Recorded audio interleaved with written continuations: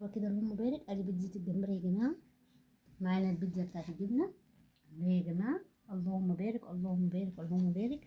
انا بس عايزه اطلع قطعه بس هي سخنه، يعني هي مش عارفه سخنه، عايزه اطلع لكم كده قطعه بس ايه سخنه سخنه سخنه.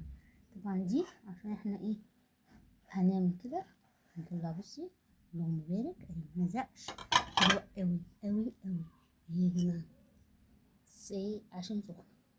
بصي بقى العجينه هشه، بصي العجينه هشه هشه من جوه طريه جدا جدا جدا عشان الزبادي. تمام كده هدي بس الاول بصوا بقى كده عشان هنقطع بيها. تمام لازم بس ايه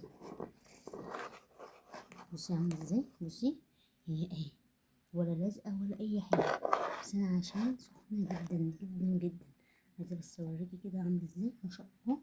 اللهم بارك. بصوا دي بتاعت الجمبري يا جماعه، العجينه برضه بتاعتها طريه جدا جدا جدا مع الجبن ما شاء الله. اللهم بارك اللهم بارك.